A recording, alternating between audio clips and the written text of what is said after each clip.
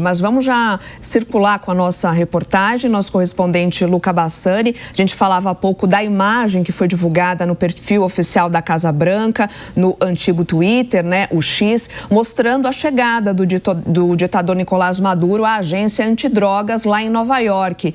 Oi, Luca, bom dia para você. Quais os destaques? A gente já tem alguma ideia de onde Maduro vai ficar? Se vai ficar em alguma cela separada? Algum tipo de informação nesse sentido? Bom dia.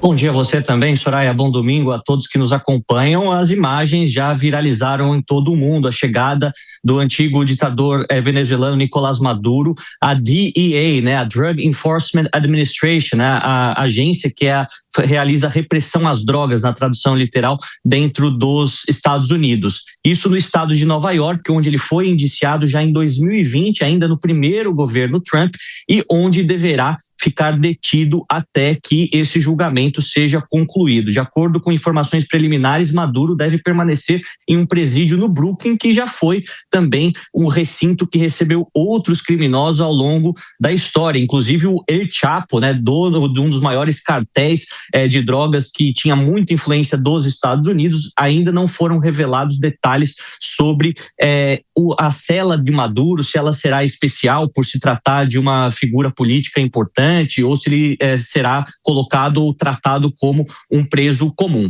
O importante é que na próxima segunda-feira, portanto, dia 5 de janeiro, provavelmente já aconteça a primeira audiência de Maduro e a sua esposa Cília Flores com a justiça norte-americana, e óbvio que todos esses detalhes poderão nos dar alguma perspectiva daquilo que poderá acontecer com Nicolás Maduro ao longo dos próximos anos. Não podemos esquecer que na última operação norte-americana desta natureza, né, com Noriega do Panamá, ele foi condenado a 40 anos de prisão e acabou morrendo no cárcere, né? Com o Nicolás Maduro já tem 62 anos, não sabemos qual será a pena, qual será o pedido da Justiça de Nova York para que ele fique preso, né, por quantos anos, e como que isso de fato poderá ser interpretado pelos juízes, pelo júri dentro dos Estados Unidos. Outras informações que foram divulgadas ao longo das últimas horas revelam que a CIA, a Agência de Inteligência Norte-Americana, fez uma extensa operação por vários meses dentro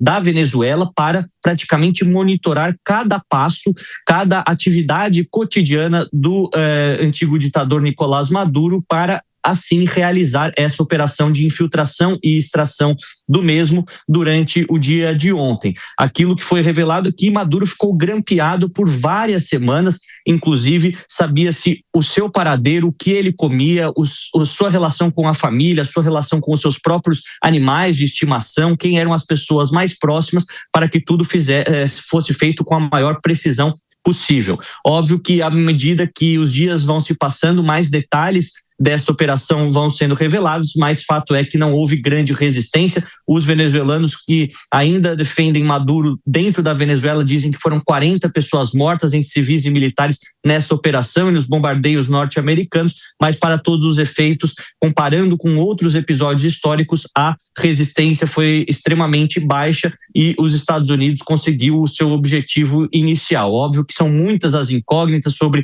o interventor, como estava dizendo o professor Marcos Vinícius, qual será o futuro da Venezuela, por quanto tempo esta administração norte-americana ficará comandando o país e os seus recursos, e quando que os venezuelanos de fato saberão se poderão ou quando poderão escolher um futuro com eleições livres, com a reconstrução das suas instituições que foram carcomidas ao longo das últimas 2 décadas. Nós, como sempre, ficaremos aqui acompanhando. Logo mais volto com a repercussão internacional bastante divisiva no resto do mundo, seja aí na América do Sul, seja aqui na Europa. Muitos líderes, muitas instituições se manifestaram e demonstram esse alinhamento, e como que isso abre prerrogativas, abre precedentes que podem remodelar a geopolítica global, principalmente em regiões do mundo onde os conflitos já são cada vez mais frequentes por questões de território e controle de recursos.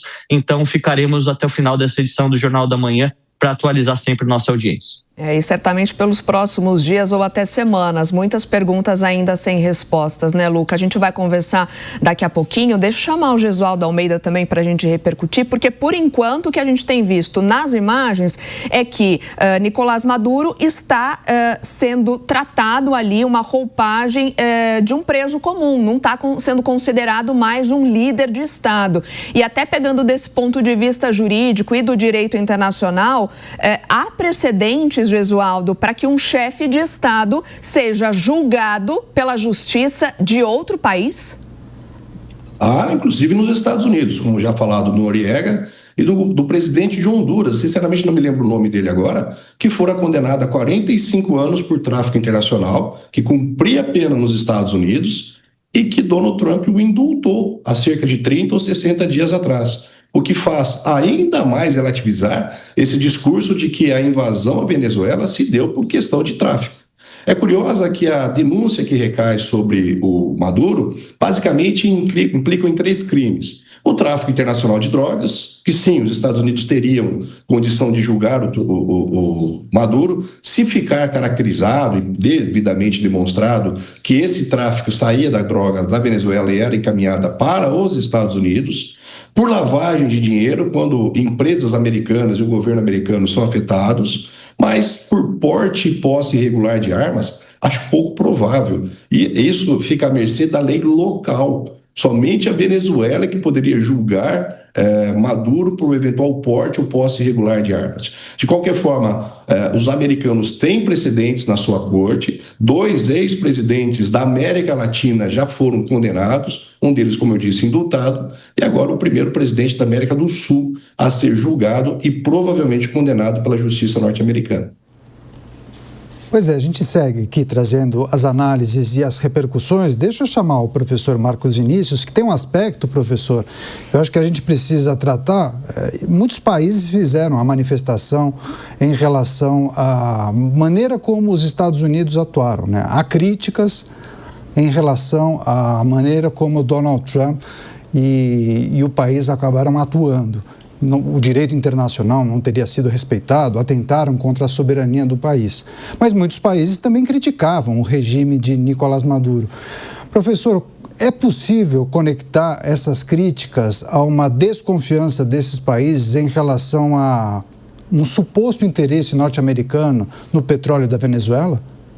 Bem, muita gente vai dizer, olha, se você for na questão do petróleo...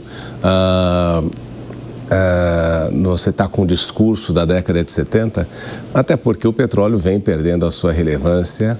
Como eu disse, Trump chamou o petróleo venezuelano de lixo, não é? Mas nós observamos nesta Casa Branca que existe uma reversão do discurso no sentido de uma retomada dos combustíveis fósseis, não é? O mundo avançava numa questão de tecnologia verde e nesta questão de tecnologia verde os 2 vencedores nesta corrida tecnológica são China e União Europeia. Os Estados Unidos vem em terceiro lugar, embora tenham feito muitas contribuições nesse sentido, mas é uma economia verde que os Estados Unidos perdem a sua relevância global como o polo central de tecnologia. Então, por essa razão que o Trump volta justamente à questão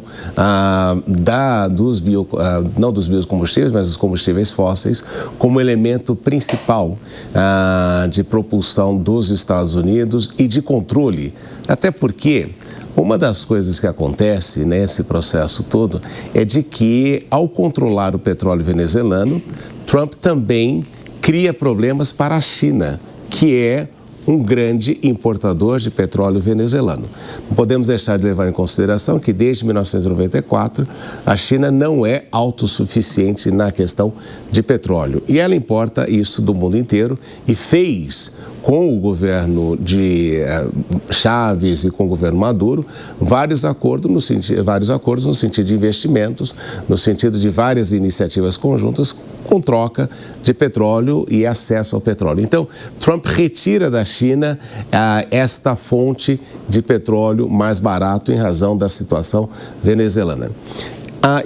Eu não gosto de criar teorias conspiratórias, mas é muito interessante de que a ação norte-americana acontece justamente no dia depois da presença chinesa e de uma reunião de Maduro com o governo chinês. Então, para mim, isto é uma mensagem clara também de Washington com relação àquilo que acontece na presença chinesa na América do Sul, onde tem uma relevância muito grande. Então, este retorno aos combustíveis fósseis, esta ideia de você afastar a China da região, são elementos importantes dentro desta configuração que Trump criou para justamente criar essa imagem. E veja, é interessante isso, ele trata o Maduro como um prisioneiro normal, não é como um traficante igual o Chapo quando foi preso nos Estados Unidos. Nenhuma deferência a Maduro como chefe de Estado.